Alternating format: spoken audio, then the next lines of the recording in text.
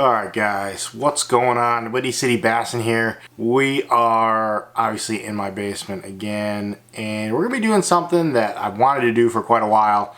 Just haven't got a chance to, and while I've been delaying, it seems like every other YouTuber has done one. So, I guess I'm jumping on the bandwagon with this one. We're going to be doing a tackle tour. It's going to be multi-parts just because I've got a lot. I'm not going to go into a ton of depth on things, but I want to show you what I've got. We're going to start off with doing soft plastics, then hard baits, and then we'll go and do a rod and reel tour somewhere else because this basement has got some very low ceilings. I really don't feel like breaking a rod tip trying to show you guys what I've got. So let's dive in. Let's talk about what we've got here for some soft plastics. So here's my tackle. So as you can see, I've got some of these bigger boxes here for fluke, swim baits, craws, creature baits, stick baits. And notice these three are unnamed. I'm still working on organizing some of this stuff. I've got a lot of soft plastics. Let's see here. These boxes are actually pretty old. At least these baits are. So you can see I've got some worms, tubes, crawfish or crayfish, flukes, and lizards. These are baits that I had as a child. I mean, these go back maybe some of these 15, 20 years. I'm sure a number of the baits in there aren't even made anymore. Let's dive in here because I just got through organizing some of this stuff and it's okay. So you can see right off the bat, my flukes and swim baits section. I haven't really done too much in the past with flukes and swim baits. This has been a year where I really branched out, tried to do a lot more with them. You can see I've got a number of Kitech. So again, these are going to be baits that I focus on a lot. So obviously Zoom flukes are huge. I mean, everyone's used them. And so I've got a section dedicated to some Zooms that I use regularly. I've got some big bite baits. I think I got these in one of the mystery tackle box, and actually they work really well. This is probably another, I might have got a Cabela's, I'm not sure. Some smaller swim baits.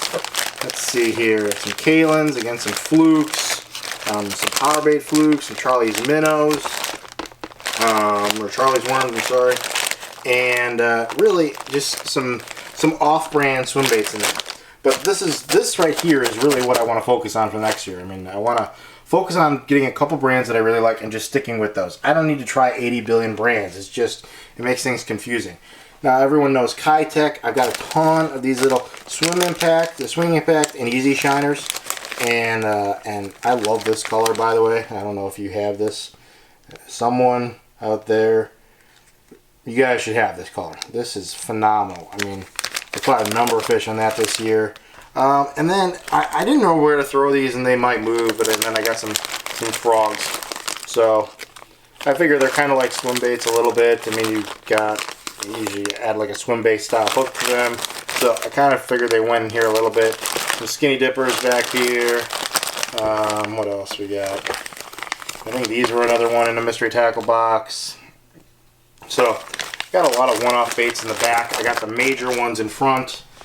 And I just bought these boxes, so let's go back to that. So here's how the progression of soft plastic storage started for me. It originally started way back when I was a kid. I wanted to display everything I had, so I had one of those big tackle boxes. I would take every soft plastic out of the bag, and I would, lay them out in the little compartments to make it look like I had a ton of stuff. That's what you do when you're little. You want to make things look like you got a ton of stuff. Going forward then, as I got older, I realized, well, that was kind of stupid, taking them out of the bags. Some of these baits dried out, lost their scent. It just wasn't the right storage for them. So then I started kind of growing that collection of soft plastics and said, okay, how do I want to store these? I started off in just Ziploc bags. They were easy to take with me. I could quickly swap things out. Remember, I fish on a boat from the shoreline, in creeks. I'm fishing a lot of different areas, and so I've got a bag that I bring with me for shoreline fishing. I take a ton of tackle on the boat. I bring a small bag with me when I do creeks, a compact bag, and so I have a lot of need to store these baits in a variety of different ways. I can't obviously bring a bunch of Plano 3700 boxes with me into a creek. It's just not practical. So I went from those plastic bags and I kind of grew out of them, and I went down to my local Walmart and bought some just some normal Rubbermaid boxes. I took a bag of Senkos with me to kind of get a gauge on the size of the bag and how they'd fit, and I bought 4 of those. And until recently that was doing okay for me, but through Mystery Tackle Box, through just some other purchases I made, I outgrew those as well. So I wanted to do something a little bit different, and it always bothered me how those boxes were a different size than everything else I had. So I'm a bit of an OCD person. I like things clean, organized, clean lines and everything. And so I went out and got these bigger boxes, these double thickness boxes, just for this. And they're perfect. I mean, they actually really, really work out well. So let's get back into these boxes. I just love that these are the same size as those. Easy to fit in the boat. If I really want to take one of these whole things, that's probably what I'll do. Is I'll get another one of these and use it just for a boat. So I'll grab a couple bags of here and here and here, throw them in there, and that's gonna be my boat tackle. I don't need to bring all these with me most of the time. All right, so craws and creature baits. So I've got a lot in here, and I got a lot more that have kind of spilled over into other areas, but. So I got a bunch of Havocs. I got a ton of them. These are really nice. I like them. I don't fish these probably as much as I should. And here's actually one backwards.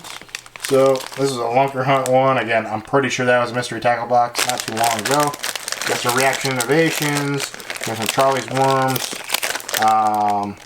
The Doomsday Tackle, which I actually really like their stuff. And I got some oldies but goodies here. I mean, I don't know, some of you might remember some of these. These are Rick Clunn jig and spinnerbait trailers. I mean, these are oldies. Let's see here. I mean, some of the stuff is really, really old. Look at these zooms here that go way back. Uncle Josh. I mean, I don't know if you guys remember Uncle Josh, but them and their pork baits. I got a bunch of those in there. So that's that side. And then I got some smaller ones here. So these are more for smallmouth creek fishing. These are actually really nice. These Crow Poppies from Yum. I've got a couple colors of those. And then my really main go-to ones, probably going into 2017, are going to be some Biospawn. Their Valcross are great. I like the way they're packaged. I got some Valcross in here. And then obviously some Structure Bugs. And I can't forget too, some good old net baits and some net baits, these baby pocket craws and normal pocket craw, and some rodents. So some good coffee scent. I'm sorry, good coffee scent there. So that's really it for those. I've also got some power bait back here, some chigger craws. I use those quite a bit this spring. So that was kind of my go-to at the beginning of the year. And so, I mean, I think this is going to be my go-to box for this kind of stuff. And this is the problem with this one. It's a little overflowing. It's a little difficult to close. So I might have to thin the herd in that one a bit. Stick baits. This is a really clean one. I've got other stick baits in this, but these are the ones I'm going to stick with for the most part. Biospawn. So good old Exo sticks. Got a ton of these. I really, really like the design. I used them quite a bit this year. If they're too big, I can easily break them down because of the little sections on them. So those little different sections there, they're great. Number 2, some Ochos. I got a bunch of Ochos. I like these. I think that they're a little thinner than a Senko, and I think that's why I use them. Some of them are good for smallmouth. And lastly, I mean, I got a ton of Senkos here, so I really like to keep a bunch of Senkos on me because I go through them quite a bit. So I just got a number of different colors in here. Some of these are actually worn off. I can't really read them that well, but let's see. Here's some purple. Some more purple. I don't even know. I have those. I love these with the little chartreuse tip tail. Those are actually one of my favorites.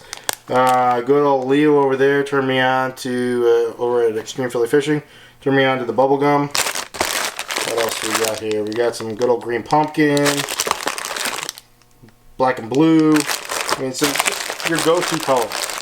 So this is gonna be my main box for stick baits. This is probably what I fish the most, would be stick baits for soft plastics. That and maybe a drop shot.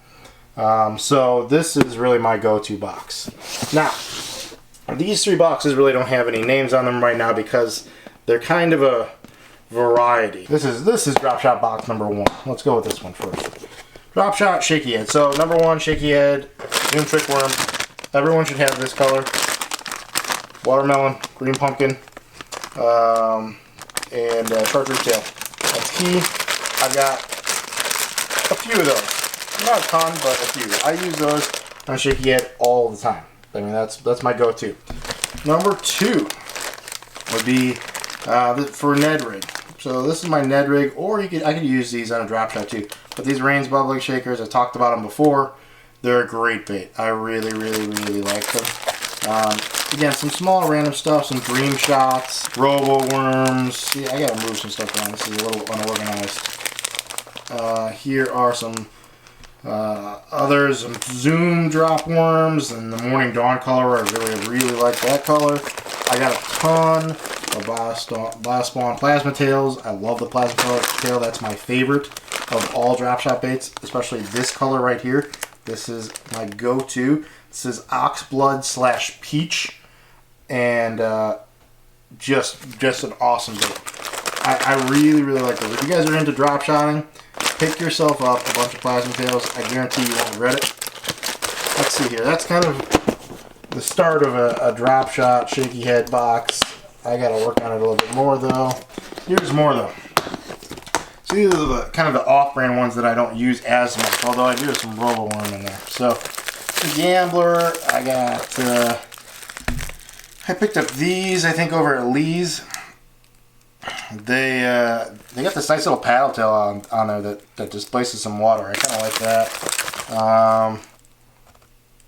I don't even know where I got those. Again, a lot of this stuff is so random. Here's some finesse worms, some Z-Man stuff, some power baits. So here's where I also got some good old, like, normal Texas rig style worms, some power worms. Everyone goes back in the day and they know power worms. In fact, I've got some more power worms over here. I mean, I take them with me in a bag down to the lake sometimes. So we got those, some big bite baits, some more Z-Man stuff, some bigger trick worms. In fact, those should be in the other box. Again, this is why I need to go through this a little bit more. Some mega bass stuff. I thought these were a little interesting. These dot crawlers. It's got this little appendage on the end that is interesting. I haven't tried those, so I'll have to give those a shot this year. Some grubs. So this is actually one of my go-to baits when we're talking about spawning, bed fishing. I love using this little bright green on a jig head, and man, this thing seems to piss off the bass like crazy. I caught a bunch of bass on spawning bass this year on this when I was bed fishing. So I got a bunch of robo worms in here, some more drop worms, here's some more plasma tails. See, I gotta move some stuff around. I don't have everything completely organized yet. Here's some more dream shots. So again, still working on organizing it, but again, I do a lot of drop shot fishing, so I've got a lot of baits, and a lot of those can be used on like a Ned rig as well. Lastly, in kind of my random box right here, I've got stuff that I don't use as often. So here's some stick baits. Everyone knows a Yum Dinger, but I don't use it as much. I do use these fairly often. I went out and bought Gander Mountain Pro Pack of this green pumpkin chartreuse tail. I use those a lot when I don't feel like I need to use a Senko. I just got these not too long ago. These look pretty good. They're pretty fat, so I'm gonna have to give those a shot. Wave fishing, big bite baits, some more regular worms, and here's some more power worm tubes. So I don't fish tubes very often, but I have them on Broden. Some of these go way back as well. But below all of this, I've got some other stuff. So again, here's some more stick baits. Here's where we're getting some. So I've got some more stick baits, my big worms. So I don't really have a great place to store these yet, but These are these anacondas. I've got a couple of those. This is my favorite big worm. I talked about this a little while ago. This is a striking bull worm. It's a 10-inch bait. Really like it. I got some in green pumpkin. I've got some in black and blue. And I've got this one called green pumpkin candy, which is a great bait. Jelly worms. You guys know jelly worms. They smell awesome. Oh, I'm sorry. Jelly worms back here.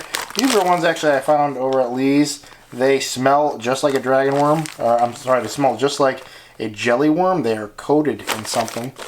And then I got this Yum Mighty Worm here too. So I don't throw these a ton. I think the timing needs to be right. However, they are some pretty good baits. I'm not even going to try to fit that back in right now. Let's move back down here. Okay, so let's go into the old files here. Like I said earlier, these were boxes that I had. Well, not these boxes. I moved these around. These were loose before. So I've got some stuff in here that I almost never use. Some lizards. Some brush hogs. Although I do use brush hogs. Bunch of lizards. As a kid, I don't know. I must have thought lizards were cool, so I bought a bunch of them. I don't really use them. I really like these. I can't think of what these are. If anyone knows, let me know. These were actually a really nice bait. That's about it for lizards. I don't use those much, like I said. This is an old fluke box. I should probably just start using some of these to get rid of them. So some of these I don't even know if they make anymore. Like this one, I can't remember what this was. You used to be able to like insert a jig head in here, and its eyes would go through that, and they'd pop out on the other side. It was actually kind of cool. I don't remember what it was called. Some of these go way back. I believe this is the good old Sticko. So you guys might remember the Sticko back in the day. I don't think they're in business anymore. These are some zooms. Some really small ones. Let's see here. Some more craws back here. These are actually pretty nice. I like those quite a bit. But this is stuff I really don't touch. I have it here, but I don't use it very much because I'm using the stuff in the bags. Tubes. Again, I talked about tubes earlier. I don't use tubes very often. I may try some tube fishing this month, this summer for some smallmouth, but for right now, I really just don't fish them too much. Got some small grubs down here. Mr. Twisters would go way back in the day. For most part, the tubes have actually stayed pretty soft and salty. The salt content's still pretty good on them. These ones actually, this is probably the one that I caught the most fish on, and I don't even remember the name of the brand.